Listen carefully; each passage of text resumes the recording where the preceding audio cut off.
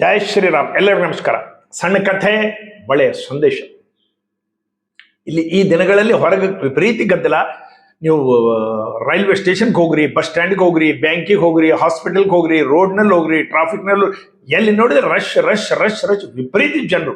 ಮನೆಗೆ ಬರೋದ್ರೆ ಟೆನ್ಷನ್ ಆಗಿಬಿಡ್ತದೆ. ಒಬ್ಬ ಹುಡುಗ ಯುವಕ ಒಬ್ಬ ಪೂಜಾರಿಗೆ ಹೋಗಿ ಕೇಳ್ತಾನೆ ಗುಡಿಯಲ್ಲಿ, ಗುರುಗಳೇ ನನಗೆ ವಿಪರೀತ ರಶ್ ಸಾಕಾಗಿ, ಹೊರಗಿಂದ ವಾತಾವರಣ ಸಾಕಾಗಿ ದೇವಸ್ಥಾನಕ್ಕೆ ಬಂದ್ರೆ ದೇವಸ್ಥಾನದಲ್ಲಿ ರಶ್ಶು, ಪ್ರಸಾದ ಕೊಡಲ್ಲಿ ಗದ್ಲಿ, ತೀರ್ಥ ಕೊಡಲ್ಲಿ ಗದ್ಲಿ, ಪ್ರದಕ್ಷಿಣ ಹಾಕಲ್ಲಿ ಗದ್ಲಿ, ಊಟಕ್ಕೆ ಕೊಡಲ್ಲಿ ಗದ್ಲಿ, ಈ ಗದ್ದಲಿ ಗದ್ದಲಿ ಗದ್ದಲಿ ನೋಡಿ ಸಾಕಾಗಿಬಿಟ್ಟದು. ಇವತ್ತು ಮಂತ್ರಾಲಯ ತಿರುಪತಿಗಳ ಪರಿಸ್ಥಿತಿ ಹಾಗೆ ಆಗ್ಯದ. ಈ ರಶ್ ನೋಡಿ ಸಾಕಾಗಿ ನಾನು ದೇವಸ್ಥಾನಕ್ಕೆ ಬರಬಾರ್ದು ಅನ್ಕೊಂಡಿದ್ದೀನಿ. ಏನಿದು ವಿಚಿತ್ರ, ಎಲ್ಲೂ ಸಮಾಧಾನ ಇಲ್ಲ, ಎಲ್ಲೂ ಮಂದಿ ಶಾಂತಿ ಇಲ್ಲ, ಎಲ್ಲಿ ನೋಡಿ ಒದರೋದು, ಇದು ಮಾಡೋದು, ಗದ್ದಲಿ ಮಾಡ್ತಾರ. ಅವಾಗ ಪೂಜಾರ ಹೇಳ್ತಾರ, ಈ ಗ್ಲಾಸ್ ಹಿಡ್ಕೋಪ ಕೈಯಲ್ಲಿ, ಇದ್ರ ತುಂಬ ಹಾಲದ. ಹೌದು ಗುರುಗಳೇ, ಹಾಲದ. ಇದರಲ್ಲಿ ಇನ್ನೂ ಒಂದು ಚುಕ್ಕಿ ಹಾಲು ಹಾಕಬಹುದೇನೋ? ಇಲ್ಲ ಗುರುಗಳೇ, ಫುಲ್ ಆಗಿಬಿಟ್ಟದು. ಇದನ್ನ ಹಿಡ್ಕೊಂಡು ಒಂದು ಹನಿ ಹಾಲು ಚೆಲ್ಲಾರ್ದಂಗ 3 ಪ್ರದಕ್ಷಿಣೆ ಹಾಕೊಂಡು ಬಾ, ನಿನ್ಗೆ ಹೇಳ್ತೇನೆ ಉತ್ತರ. ಎಲ್ಲಕ್ಕೆ ಹೋಗಿ 3 ಪ್ರದಕ್ಷಿಣೆ ಹಾಕೊಂಡು ಬಂದು ಕೊಡ್ತಾನೆ. ಗುರುಗಳೇ ನೋಡ್ರಿ, ಒಂದು ಚುಕ್ಕಿ ಹಾಲು ಚೆಲ್ಲಿಲ್ಲ, ತಂದಿದ್ದೀನಿ. ಹೌದಾ, ಬಹಳ ಸಂತೋಷ, ಅಲ್ಲಿಡು. ಈ ಪಕ್ಕದಲ್ಲಿ ಪ್ರಸಾದ ಕೊಡಲ್ಲಿ ಏನ್ ಗದ್ಲಿತ್ತೇನು, ತೀರ್ಥ ಕೊಡಲ್ಲಿ ಏನ್ ಗದ್ಲಿತ್ತು, ಅಲ್ಲಿ ಮಂದಿ ಕೂತಿದ್ರು ಭಜನೆ ಏನ್ ಗದ್ಲಿತ್ತು? ಗುರುಗಳೇ, ನಾನು ಆಚೆ ನೋಡೇ ಇಲ್ಲ, ನನ್ನ ಕಾನ್ಸಂಟ್ರೇಷನ್ ಎಲ್ಲ ಹಾಲಿನ ಕಡೆ ಇತ್ತು. ನೀವು ಒಂದು ಹನಿ ಹಾಲು ಚೆಲ್ಲಬೇಡ ಅಂತ ಹೇಳಿದ್ರಲ್ಲ, ನಾನು ಅಲ್ಲಿ ಏನ್ ನಡೆದ್ರೆ ನನಗೆ ಗುರ್ತಿಲ್ಲ, ನಾನು ನೋಡಿಲ್ ಸಹಿತ ಲಕ್ಷ್ಯ ಹೋಗಿಲ್ಲ ನಂದು. ಅವ್ರು ಹೇಳ್ತಾರೆ, ನೋಡು, ಇದು ಜೀವನದಲ್ಲಿ ಅಳವಡಿಸ್ಕೊಳ್ಬೇಕು. ಹೊರಗೆ ಏನು ಗದ್ದಲಿ ನಡೆದದ್ದು ಬಿಟ್ಬಿಡು, ನೀನು ಮನಸ್ಸು ಸಮಾಧಾನ ಇಟ್ಕೋ, ನೀನು ಕಾನ್ಸಂಟ್ರೇಷನ್ ಸರಿಯಾಗಿರ್ಲಿ. ಈ ಗದ್ದಲಿ ಹೀಗೆ ನಡೆದೆ, ಇದನ್ನ ಕಮ್ಮಿ ಮಾಡ್ಲಿಕ್ಕೆ ನಮ್ಮ ಕೈಯಲ್ಲಿಲ್ಲಪ್ಪ, ನೀನು ಸಮಾಧಾನವಾಗಿರ್ಲಿಕ್ಕೆ ಧ್ಯಾನದ ಅಭ್ಯಾಸ ಮಾಡ್ಕೊ ಅಂತ ಹೇಳ್ತಾರೆ. ಇದೇ ಪ್ರಕಾರ ಬೊಂಬೈದಲ್ಲಿ ಒಬ್ಬ ಟ್ರಾಫಿಕ್ನಲ್ಲಿ ಸಿಗಿಬೀಳ್ತಾನ, ಯುವಕದ ಕಥೆ ಬರ್ತದೆ. ಸಣ್ಣ ಉದಾಹರಣೆಗಳು. ಆಫೀಸ್ಗೆ ಹೋಗ್ಬೇಕು 11 ಗಂಟೆಗೆ, ಆತ ಪ್ರೆಸೆಂಟೇಷನ್ ಕೊಡ್ಬೇಕು, ಅಲ್ಲಿ ಏನೋ ಮಾತಾಡ್ಬೇಕು. ಟ್ರಾಫಿಕ್ನಲ್ಲಿ ಸಿಗಿಬಿದ್ದಾನ, 1 ಇಂಚ್ ಗಾಡಿಗಳು ಮುಂದಕ್ಕೆ ಸಗ್ಲಿಕ್ಕತ್ತಾವ, ವಿಪರೀತ ಹೊಗಿ, ಗಾಡಿಗಳು ಸ್ವಲ್ಪ ಹೋಗ್ತಾವ ನಿಂದಿರ್ತಾವ, ಸ್ವಲ್ಪ ಹೋಗ್ತಾವ ನಿಂದಿರ್ತಾವ. ಟ್ರಾಫಿಕ್ ಅದು ಸಿಗ್ನಲ್ ಕ್ಲಿಯರ್ ಆಗನೇ ಬಂದು ಅವೇಶ ಒದರ್ಲಿಕ್ಕತ್ತ. ಏನಿದು, ಏನ್ ಟ್ರಾಫಿಕ್, ಓವರ್ ಬ್ರಿಡ್ಜ್ ಮಾಡ್ಬೇಕಾಗಿತ್ತು, ಅದು ಮಾಡೋ ಸರ್ಕಾರ ಹಂಗ್ ಮಾಡಿ ಲಿಂಗ್ ಮಾಡಿ ಏನು ಒದರ್ಲಿಕ್ಕತ್ತಿದ್ದ. ಪಕ್ಕದಲ್ಲಿ ಒಬ್ಬ ಮುದುಕ ಕಾರ್ ಸೈಮೆಂಟೆನ್ಸ್ಲಿ ಬರ್ತಿತ್ತು. ಆತ ಶಾಂತ ಕೂತಿದ್ದ, ಕಣ್ಣು ಮುಚ್ಚಿದ್ದ. ಆತ ಕೇಳಿದ, ಅಜ್ಜ ನಿನಗೇನು ತ್ರಾಸ ಆಗವಲ್ದೇನು? ಹೌದಪ್ಪ, ನನಗೆ ಕೂಡ ತ್ರಾಸ ಆಗ್ಲಿಕ್ಕತ್ತದ, ಏನ್ ಮಾಡ್ಲಿಕ್ಕೆ ಸಾಧ್ಯ? ಇದು ನಮ್ಮ ಕೈ ಕಂಟ್ರೋಲ್ದ ಅಲ್ಲ. ಇದು ಆ ಗ್ರೀನ್ ಸಿಗ್ನಲ್ ಬಿದ್ದಾಗ ಮಾತ್ರ ನಾವು ಹೋಗ್ಬೋದು, ರೆಡ್ ಸಿಗ್ನಲ್ ಹೋಗ್ಲಿಕ್ಕಿಲ್ಲ. ಆ ರೆಡ್ ಗ್ರೀನ್ ಸಿಗ್ನಲ್ಗಳ ಮಧ್ಯೆ ಏನು ಸಮಯ ಸಿಗ್ತದ, ಅದಕ್ಕೆ ನಾನು ಧ್ಯಾನ ಮಾಡ್ಲಿಕ್ಕತ್ತೀನಿ. ಕಣ್ಣು ಮುಚ್ಕೊಂಡು ನಾನು ಶ್ವಾಸದ ಕಡೆ ದ್ಯಾಸ್ ಕೊಡ್ಲಿಕ್ಕತ್ತೀನಿ, ನನಗೆ ಸಮಾಧಾನ ಅದ, ನೀನು ಮಾಡಿ ನೋಡು. ಅದನ್ನು ನೋಡಮಿದೇನು ಚಲೋ ಇದ್ದಂಗೆ ಅದಂತಂದು ಮಾಡ್ಲಿಕ್ಕತ್ತ. ಸ್ವಲ್ಪ ಸ್ವಲ್ಪ ಸ್ವಲ್ಪ ಕಣ್ಣು ಮುಚ್ಚೋದು, ಧ್ಯಾನ ಮಾಡೋದು, ಮತ್ತೆ ಸಿಗ್ನಲ್ ಬಿದ್ದು ಸ್ವಲ್ಪ ಮುಂದಕ್ಕೆ ಹೋಗೋದು, ಹೀಗೆ ಮಾಡ್ಕೊತ ಆಫೀಸ್ಗೆ ಹೋದ. ಆಫೀಸ್ಗೆ ಹೋದಾಗ ಆತನ ಮೈಂಡ್ ಇಷ್ಟು ಫ್ರೆಶ್ ಆಗಿತ್ತು, ಒಳ್ಳೆ ಪ್ರೆಸೆಂಟೇಷನ್ ಕೊಟ್ಟ, ಏನೇನು ಹೇಳ್ಬೇಕಂದಿದ್ದ 100% ಜ್ಞಾಪಕಿತ್ತು, ಮನಸ್ಸು ಸಮಾಧಾನವಾಗಿತ್ತು. ಹೊರಗಿನ ಸಮಸ್ಯೆಗಳು ಇರಲಿ, ನನ್ನ ಮನಸ್ಸು ಸಮಾಧಾನವಾಗ್ಯದ ಅಂತ ಹೇಳಿ. ಇದು ನೋಡ್ರಿ ಅಭ್ಯಾಸ ಆಗೋಬೇಕು ನಾವು ಜನನಿತ್ಯ ಜೀವನದಲ್ಲಿ. ಇದು ಜನರು ಹೀಗೆ ಇರ್ತಾರೆ, ಜನರಿಗೆ ಏನು ಮಾಡ್ಲಿಕ್ಕೆ ಸಾಧ್ಯ ಇಲ್ಲ. ಈ ಜನರೇಷನ್ ಗ್ಯಾಪ್ ಅಂತಾರೆ. ಮೊದಲು 50 ವರ್ಷಕ್ಕೊಮ್ಮೆ 25 ವರ್ಷಕ್ಕೊಮ್ಮೆ ಆಗ್ತೈತಿ. 5 ವರ್ಷದ ನಡುವಿನ ಜನರೇಷನ್ ಗ್ಯಾಪ್ ಅದು. ಅವ್ರ ವಿಚಾರ ಇವ್ರ ವಿಚಾರ ಕಲಿಯೋದಿಲ್ಲ. ಮಂದಿ ಧಾರ್ಮಿಕ ಇದ್ದಾರ, ಪೂಜಾರಿಗಳ ಹತ್ರ ಹೋಗ್ತಾರ, ಸಂತರ ಹತ್ರ ಹೋಗ್ತಾರ, ಪ್ರವಚನಗಳು ಕೇಳ್ತಾರ, ದೇವಸ್ಥಾನಕ್ಕೆ ಹೋಗ್ತಾರ, ತೀರ್ಥಯಾತ್ರೆಗಳನ್ನು ಮಾಡ್ತಾರ, ತಿರುಪತಿ, ಮಂತ್ರಾಲಯ, ಶ್ರೀಶೈಲ ಎಲ್ಲ ಕಡೆ ಹೋಗಿ ಬರ್ತಾರ, ಎಲ್ಲ ಮಾಡ್ತಾರ. ಧಾರ್ಮಿಕವಾಗಿದ್ದಾರ, ದಯೆ ಇಲ್ಲ. ದಯವೇ ಧರ್ಮದ ಮೂಲವಯ್ಯ. ದಯ ಇದ್ರೆ ಧರ್ಮ, ಇಲ್ಲಂದ್ರೆ ಏನು ಉಪಯೋಗ ಇಲ್ಲ. ನೀ ಏನ್ ಪ್ರವಚನ ಕೇಳು, ಯಾವ ಗುಡಿಗೆ ಹೋಗು, ಯಾವ ದೇವಸ್ಥಾನಕ್ಕೆ ಹೋಗಿ, ಏನೋ ಆಗಲಿ, ನಿನ್ನಲ್ಲಿ ಮಾನವೀಯತೆ ಬೇಕು, ನಿನ್ನಲ್ಲಿ ದಯ ಬೇಕು. ನನಗೊಂದು ಸಣ್ಣ ಉದಾಹರಣೆ ಹೇಳಬೇಕಾಗ್ತದೆ. ಇದೇನು ನಾನು ದೊಡ್ಡಿಸ್ತನಕಂತ ಹೇಳೋದಿಲ್ಲ. ನಾನು ಹೆಣ್ತಿನ ಕರ್ಕೊಂಡು ನಾನು ಮಂತ್ರಾಲಯಕ್ಕೆ ಹೋಗಿದ್ದೆ. ಊಟದ ಸಮಯ, ಆಕಿಗೆ sugar patient, kidney patient, dialysis patient. ಊಟದ ಹೊತ್ತಾಯ್ತು, ಹಸಿವೆ ಆಗ್ಲಿಕ್ಕತ್ತು, 1 ಗಂಟೆ ಅಂತೇಳಿ ಎಲ್ಲ ಬಡಿಸ್ಲಿಕ್ಕತ್ತಾರ ಅಂತೇಳಿ ಇಂಜೆಕ್ಷನ್ ಕೊಟ್ಬಿಟ್ಟೆ. ಎಲ್ಲಿ ಆಕಿ ಕೆಳಗೆ ಕೊಡ್ಲಿಕ್ಕೆ ಬರೋದಿಲ್ಲ. 50 ಚೇರ್ಗಳ ಮೇಲೆ ಕೂತಿದ್ದ.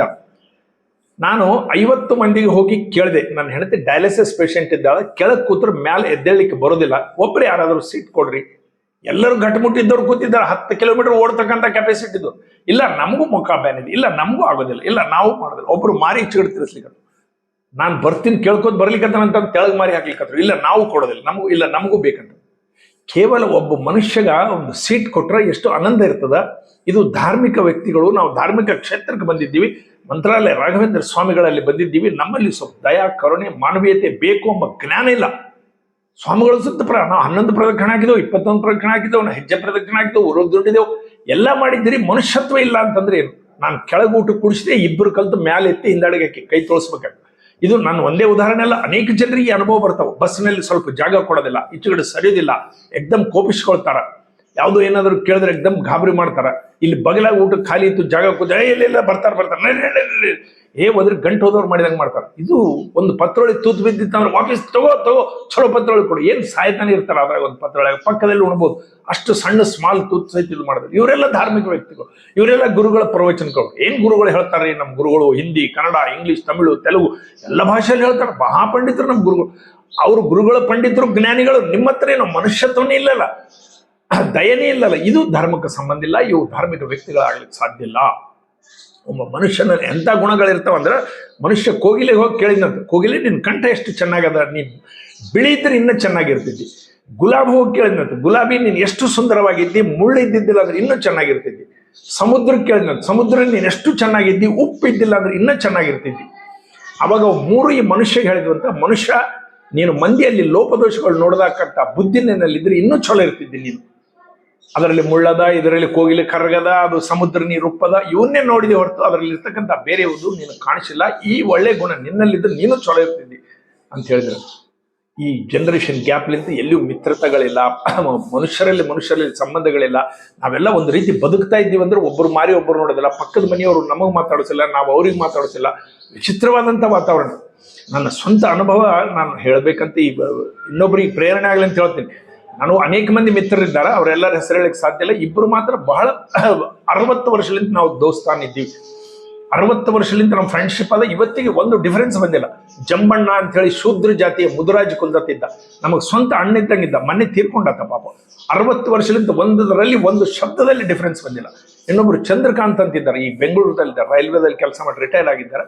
ಅವರು ನಮ್ಗೆ ಆಪ್ತಿಮಿತರು, ನಮ್ಮ ಅಣ್ಣ ಇದ್ದಂಗೆ ಆತಗಳು. ನಮ್ಮ ತಂದೆ ಹೇಳ್ತಿದ್ರು, ನೀವೇನು ಹೋದ ಜನ್ಮದಾಗ ಅಣ್ಣ ತಮ್ಮರಿದ್ದೀರೇನಪ್ಪ ಅಂತ. 60 ವರ್ಷದಿಂದ ಒಂದು ಡಿಫರೆನ್ಸ್ ಬಂದಿಲ್ಲ. ಅಷ್ಟು ಆತ್ಮೀಯವಾಗಿದ್ದೀವಿ. ಒಬ್ಬರನ್ನೊಬ್ರು ನೋಡಿದ್ರೆ ನಮ್ಗೆ ಇಷ್ಟು ಆನಂದ ಆಗ್ತದೆ.